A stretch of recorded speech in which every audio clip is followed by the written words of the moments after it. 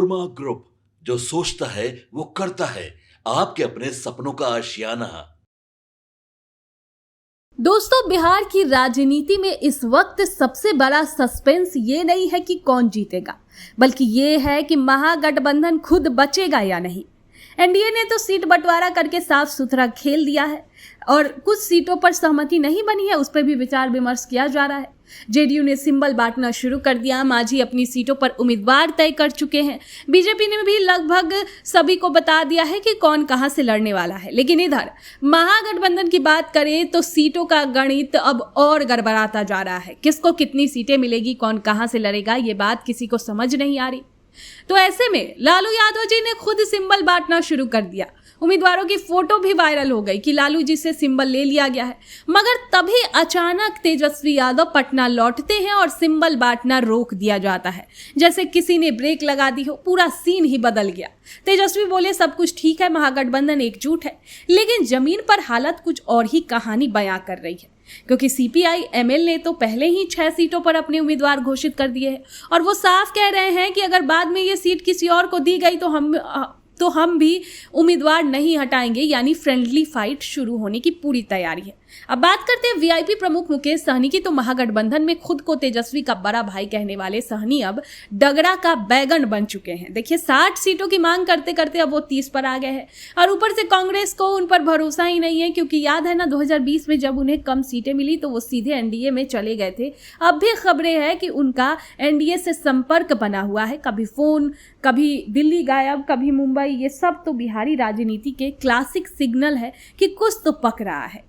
अब जरा कांग्रेस की भी बात कर लेते हैं। दिल्ली और हरियाणा में इंडिया ब्लॉक में रहते हुए भी कांग्रेस ने आम आदमी पार्टी से गठबंधन नहीं किया। नतीजा, दोनों का नुकसान हुआ।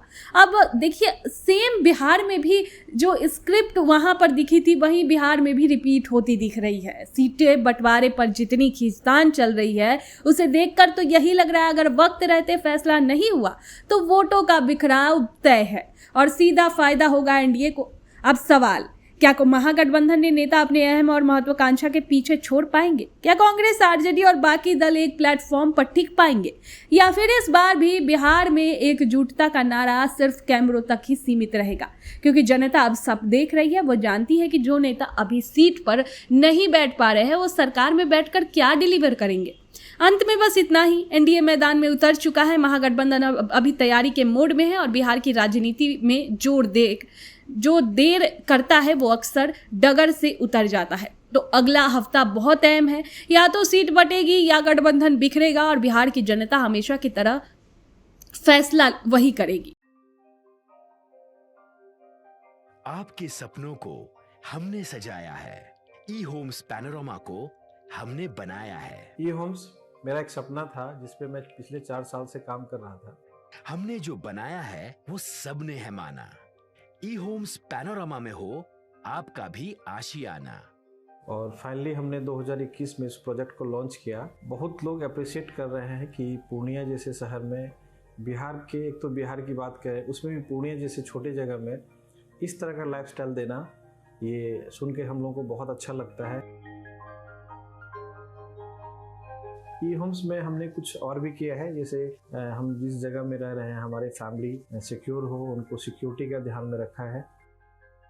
आपकी सुविधा और सुरक्षा आपके लिए खास है, ये आपका विश्वास है। इसमें आर्टिफिशियल इंटेलिजेंस का 7 लेयर सिक्योरिटी का हमने इस्तेमाल किया है। लस ग्रीन कैंपस को बनाया है। यदि हमारा बाउंड्री वाल है तो वो वर्टिकल गार्डन है।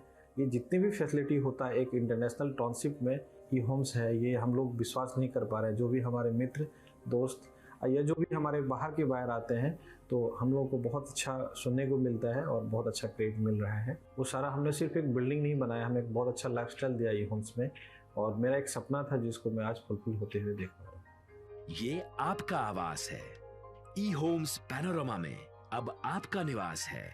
E Homes Panorama, luxurious lifestyle redefined. Panorama group, जो सोचता है वो करता है। अगर ये वीडियो पसंद आई और वह बिहार के राजनीति और बिहारियत से सरोकार रखेनी तो सब्सक्राइब बटन दबा के चैनल के सब्सक्राइब कर ली। ओजे एगो घंटी बा, ओकरा बटन दबा देला से कुल सटीक और मारक खबर रुआ मुफ्त में मिल जाई। अगर रउआ पत्रकारिता के हमनी के नया प्रयोग में सहयोग कर चाहतानी तो ज्वाइन बटन दबा दी। पेटीएम नंबर नोट कर ली 9386816700।